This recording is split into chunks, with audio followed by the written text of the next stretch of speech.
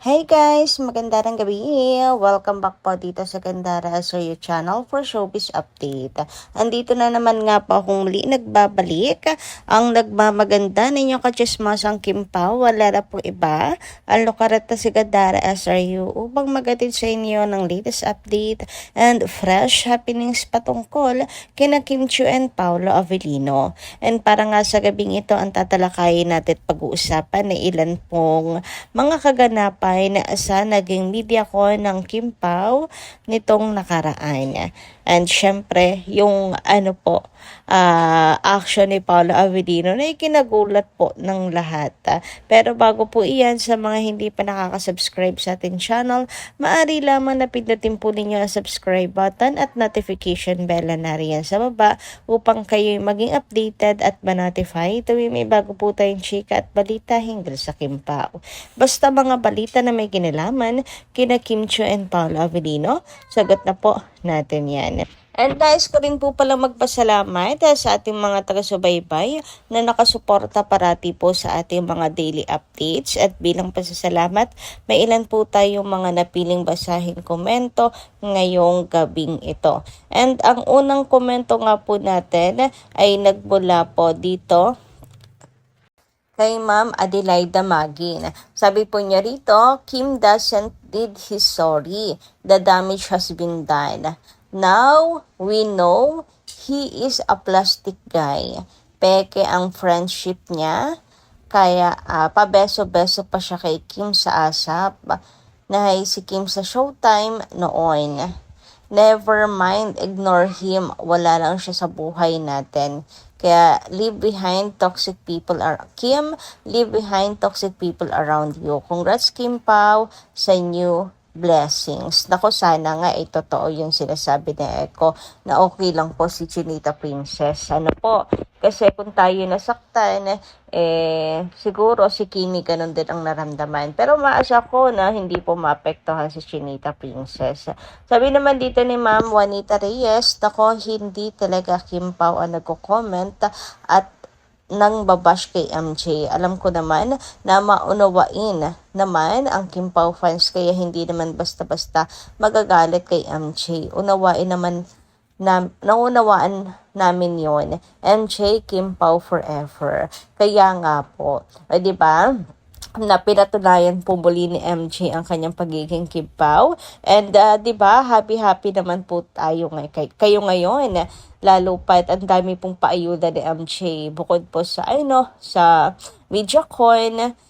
Meron pa po yan sa kanyang YouTube channel. May mga binuking pa tungkol sa Kim Pao, si Kim and Paolo. Napapaamin niya talaga Sina Kim and Paolo, dinadahan-dahan lang talaga ni MJ. Hindi niya sinasakal ang Kim Pao. And kita nyo ba na pagdating kay MJ, kusa pong nagsasalita sina Kim and Paolo. Nagsishare, ayan. Medyo may pag-aalinlangan pa pero sinasagot po ni Kim and Paolo yung mga tanong ni MJ. And next sa iba na talagang ilag na ilag ang Kim Pao na sagutin. Komportable sila kay MJ. Ayan, komportable po sila. Kaya huwag na po kayong magalit. Lalo pat to the rescue lagi. Ito si MJ sa Kim Pao. Nalalagay sa MediaCon. Ewan ko kung ako lang nakpansin nun.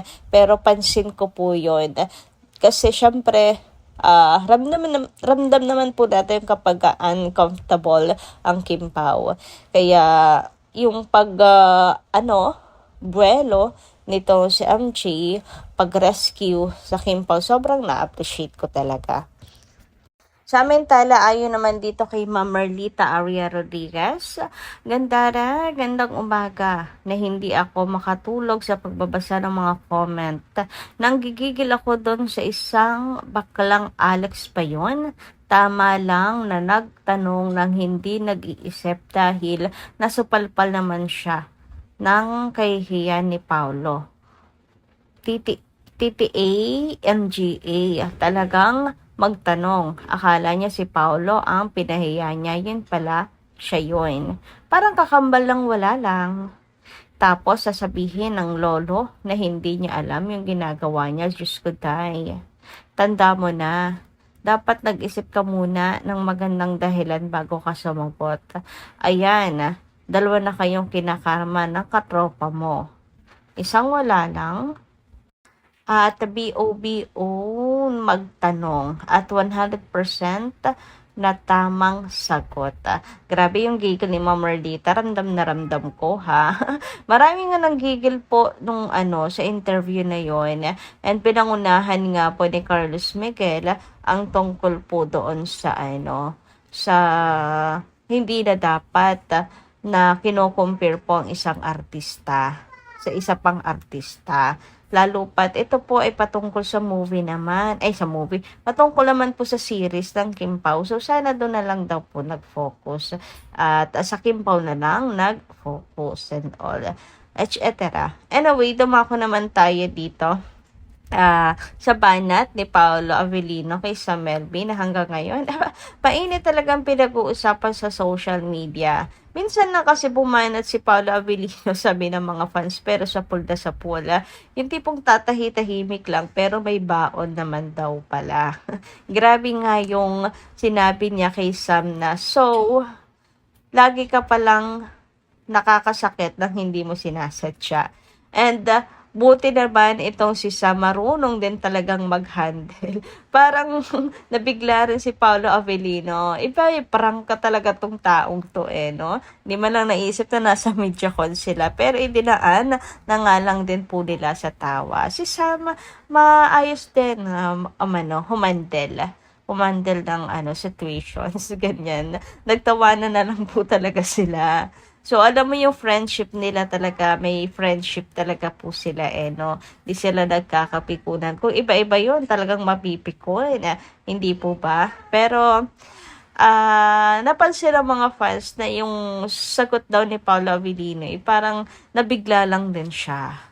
Dahil nasaktan si Chinita Princess. Parang reaction daw ito ni Paolo dahil nasaktan si Kim. Iba daw talaga kasi si Paolo pagdating kay Kim Chiu. Grabe, napaka-protective. Kaya ayun, na-push ata ni Sam yung protective mode ni Paolo Avellino towards Kim. Kaya ayun, bumanat po agad-agad siya. Hindi na pinalagpas, hindi nakapagtimpi si Paolo kasi muli niyang narinig. May nagsasabi kasi po na baka hindi alam ni Pao, ngayon niya lang nalaman, kaya ganyan yung naging reaction niya. Kaya todo protect kay Kimi, nabigla siya, hindi na naisip ni Paolo yung kanyang sasabihin, bla bla bla. Pero alam naman po yun siguro ni Paolo Avellino kasi 'di ba, lagi naman po siya nakabantay kay Kimi tuwing may eksena. Kahit wala po siya eksena, nandun po siya. Nakabantay po kay Chinita Princess and dito rin po sa MediaCon na booking din na kahit walang eksena si Kim nandoon sa kahit walang eksena si Kim, tama si Kim nandoon siya sa eksena nila Paolo Avellino, nakabantay rin. Kumbaga vice versa lang silang dalawa. So malamang alam din po yon ni Paolo Avellino. Siguro tagal na rin, November po natapos yung taping. Narinig niya ulit kung paano nasaktan si Chinita Princess. Tapos, naging vocal din si Kim na nasaktan siya. Ganyan talaga. Na severe daw talaga nasakitan. So, kaya siguro na-trigger si Paolo Avellino. At naka-protective mode na naman po siya. Well, dinaan lang naman po sa pabiro ito ni Paolo Avellino. At hindi naman po dinamdam ito ni Sam Melby. May mga nagko-comment ka po doon, ako Sam,